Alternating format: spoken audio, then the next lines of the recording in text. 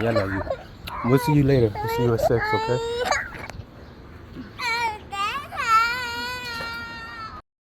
What you're about to hear rarely makes headlines, but behind closed courtroom doors, a quiet crisis is unfolding. We gained access to personal testimonies, and what they reveal is alarming. How easily a father can be erased from his child's life without a single shred of proof.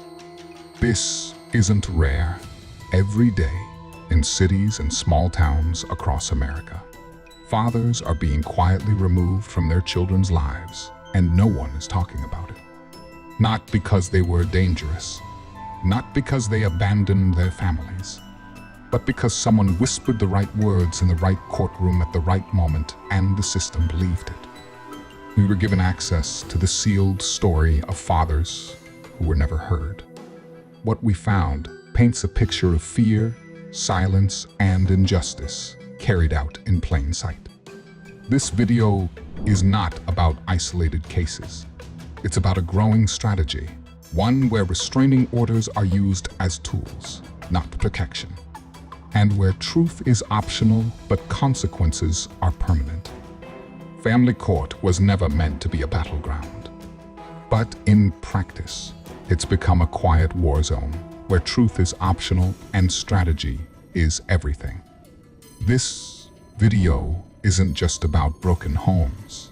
It's about a broken process, one that turns fathers into ghosts without ever hearing their side. Take restraining orders. They were designed to protect, but today, in countless jurisdictions, they're granted behind closed doors with no hearing, no evidence, and no opportunity to respond. According to StephenBrundageLaw.com, over 1.5 million restraining orders are eventually dismissed as false or trivial. Nearly 70% are believed to be baseless, and 85% target men. Inside the legal community, there's a quiet nickname, the silver bullet. It's a last-minute accusation of abuse or danger that changes everything before the truth even matters. Law Office of Jana K. Jones reports that in child custody battles, 70% of domestic violence claims may be falsified, and 85% of protection orders are issued against fathers. And the most painful claims of all involve children. The mere suggestion of harm is enough to cast a shadow, one that rarely lifts, even when proven false. According to Psychiatric Times, between 2% and 35% of these claims are false. And Science Direct found that in contested custody cases, 12% are proven to be intentionally fabricated. But it doesn't stop at custody in the eyes of the law.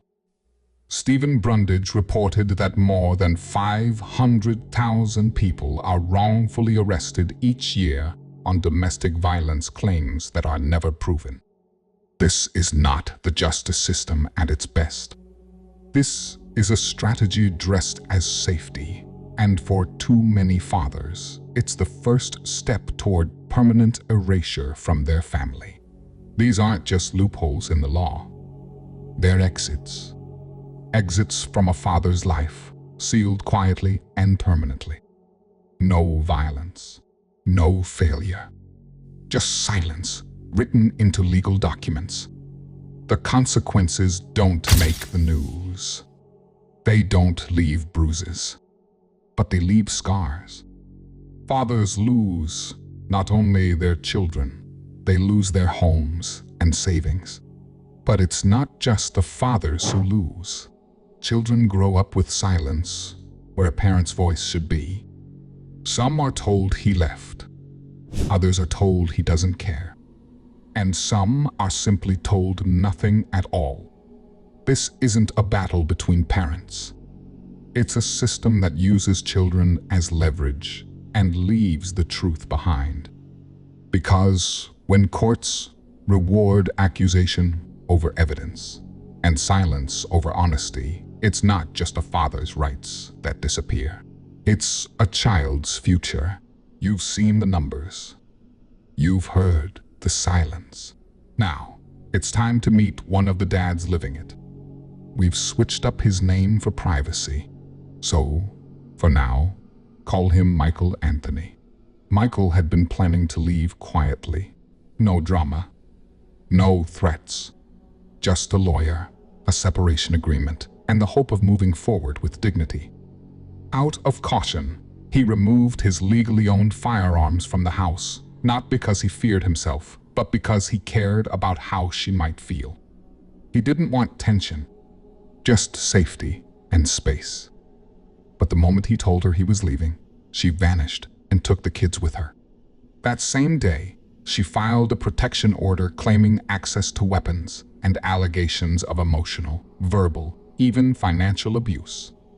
There was no history of violence, no police reports, no warning.